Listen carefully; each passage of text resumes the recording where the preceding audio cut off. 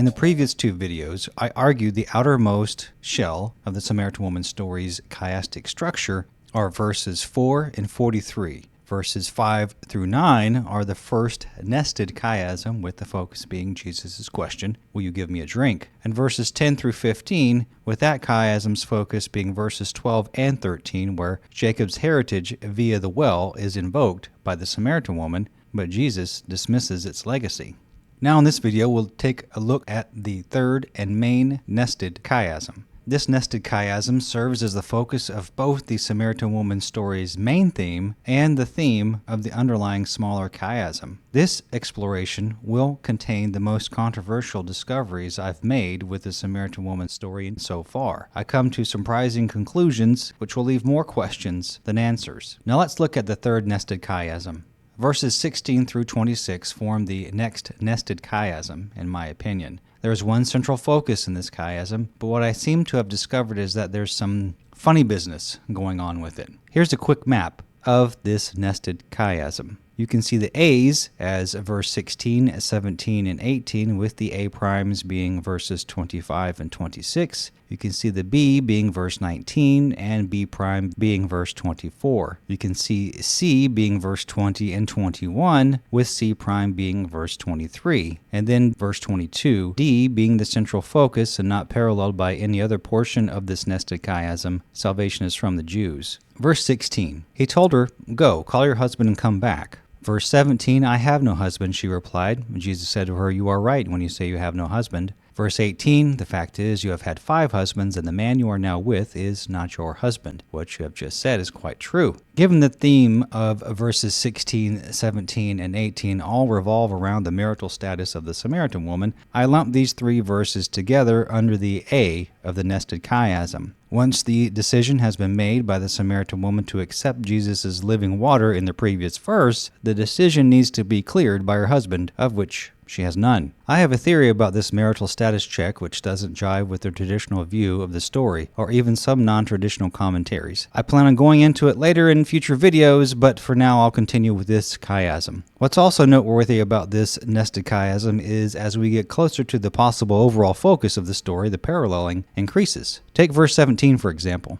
It has its own chiasm. A, she has no husband. B, the central focus is Jesus' confirmation. And then the A prime is Jesus says she has no husband. Verse 18 adds some additional information the Samaritan woman wasn't aware Jesus knew about, and this verse appears to put him over the top as an authority figure to the woman, as we see in verse 19. But before we examine the next verse, let's review a key component of what was just explained. The woman has no husband, and she needs one. Jesus confirms her current husband is not a legitimate husband, and the past 5 husbands have failed her. When we get to the A primes, I'll show you how this marriage discussion peculiarly pairs well with the A of this nested chiasm. Verse 19, "Sir," the woman said, "I can see you're a prophet." Jesus' knowledge of her marital status catapults Jesus to a, or is it the, prophet, as noted sometimes in John, in her mind. Given that she acknowledges his prophethood, I believe this pairs well with verse 24's spiritual definition of God. Verse 20, "Our ancestors worshipped on this mountain, but you Jews claim that the place where we must worship is in Jerusalem." Verse 21, "Woman," Jesus replied, "believe me, a time is coming when you will worship the Father neither on this mountain nor in Jerusalem." I collapse verse 21 and 22 into one thematic concept, given this is a specific discussion between the Samaritan woman and Jesus regarding the proper place of worship. It too, like verse 17, has some interesting parallels and inverse parallels in it. So, the Samaritan woman notes the differences again between Jews and Samaritans, but with respect to worship locations. In a striking revelation, Jesus says both worship locations will be irrelevant in the near future. Verse 22. "You Samaritans worship what you do not know. We worship what we do know, for salvation is from the Jews." Verse 22, in my opinion, is the nested chiasm's focus, as well as the overall chiastic focus of the Samaritan Woman story. It's a densely packed statement which bluntly finishes with, "Salvation is from the Jews." It's also not paralleled or inversely paralleled in any other portion of the story, as far as I can see. Worship is mentioned solely in this central portion of the Samaritan Woman story, not before this conversation or after. Additionally, the word salvation only appears once. This verse is the least ambiguous statement Jesus makes in the entire story and deserves its own deep dive video. For now, though, let's continue with exploring the chiastic structure of this story by manipulating its key components. You'll see an interesting concept taking shape. If we collapse the Samaritan woman story into verses 4, 22, and 43, we can plainly see what it's all about. Jesus goes to Samaria to tell the Samaritans salvation is from the Jews. Verse 4, now he had to go through Samaria. Verse 22, Jesus said to the Samaritans, you Samaritans worship what you do not know, we worship what we do know, for salvation is from the Jews. Verse 43, after the 2 days, he left for Galilee. Of course, I added the Jesus said to the Samaritans portion, and my blunt and truncated version of the story leaves out the Samaritans agreed with Jesus' statement, but I left out their agreement with Jesus' words to underscore the brutally curt reason for Jesus' visit. He went there to tell them Jews provide salvation, and they acknowledge it by saying that he's the Savior. Verse 23. Yet a time is coming and has now come when the true worshippers will worship the Father in the Spirit and in the truth, for they are the kind of worshippers the Father seeks. Verse 23 departs from the frank discussion about salvation and moves to the spiritual discourse which started in verse 21, when Jesus mentioned neither Mount Gerizim nor Jerusalem as focal points of worship in the near future.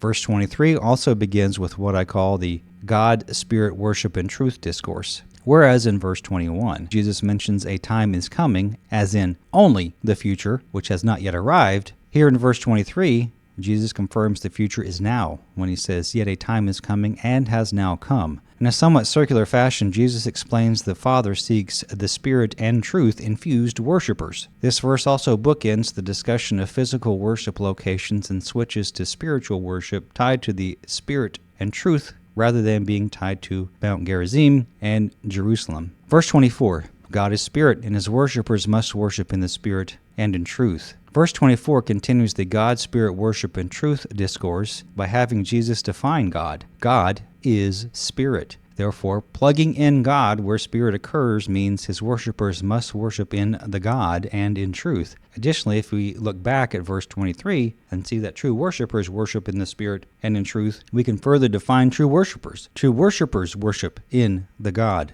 and truth. Verse 25, the woman said, I know that Messiah, called Christ, is coming. When he comes, he will explain everything to us. In verse 25, the Samaritan woman returns to the conversation by mentioning the title of Messiah, and also indicating he explained everything to us. From a cultural Christian standpoint, it seems odd to have a Messiah that explains things. A Savior, yes, but an explainer? No. Even if you think of the Jewish notion of the Messiah as king, this explainer role doesn't make sense. However, if we know the chiastic focus is you Samaritans worship what you do not know, or we worship what we do know, for salvation is from the Jews, then the message being someone who comes to them and explains salvation is from the Jews, then that makes sense. The explainer Messiah is the Jewish Messiah in this context, and he is a king. And not coincidentally, this confirmation of a Messiah as explainer comes right before Jesus' powerful confirmation in the next verse. Verse 26, then Jesus declared, I, the one speaking to you, I am he. Anyone, and rightly so, can argue that this is the most powerful verse in the Samaritan woman story. Jesus confirms he's the Messiah with as much specificity as he can without actually saying, I am the Messiah. This statement finishes the nested chiasm with a bang. Now let's look at direct comparisons. A verses 16, 17, and 18, A prime verses 25 and 26. In verses 16, 17, and 18, we find out the woman has no husband. In verse 25 and 26, Jesus declares, I am he. And Jesus essentially says, I am he, as in I am your husband, I am your Messiah, I'm your king.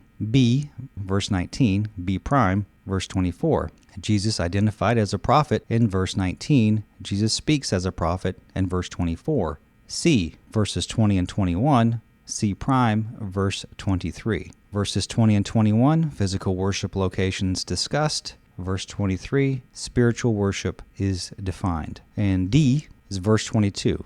You Samaritans worship what you do not know. We worship what we do know, for salvation is from the Jews. Verse 22 is the nested and main chiastic focus of the Samaritan woman story. Now I'll explore what I call an alternate ending version of the Samaritan woman story's chiastic focus. As we saw in the as it is construction of the central focus of the story, verse 22 unambiguously and bluntly concludes with, salvation is from the Jews. What if we did a thought experiment and we removed that verse? What would happen? Here's a quick map of the alternate ending. The A is verses 16 through 18 with the husband discussion. B is verse 19 with the prophet acknowledgement. C is verses 20 through 21, worship locations. C prime is verse 23 in spiritual worship being defined. B prime is verse 24 with God as Spirit, and A prime is verses 25 through 26 with the Messiah revelation. However, with verse 22 removed, the central focus is the God, Spirit, worship, and truth discourse. It's continuous. It maintains its mystical quality, and there is no abrupt salvation is from the Jews interruption. The third nested chiasm provides the main chiastic focus. But which one is it? Is it Jesus' blunt statement, salvation is from the Jews? Or is it the spiritual God, Spirit, worship, and truth discourse of the alternate ending thought experiment? Which theology works best in the Samaritan woman story? Which theology works best when considered alongside the rest of the Gospel of John? And what do you think about the Samaritan woman's no husband statement being paired with the Jesus statement, I am he? I plan on addressing these questions with your help in future episodes, but for now, we'll continue to look at the chiastic structure of the Samaritan woman story by finishing this chiastic structure series with an investigation of the fourth chiastic structure in the story. We'll investigate its possible focus, as well as touch on how it relates back to the first two nested chiasms. Join me in the next episode as we continue to ask the question, what is the Samaritan woman story?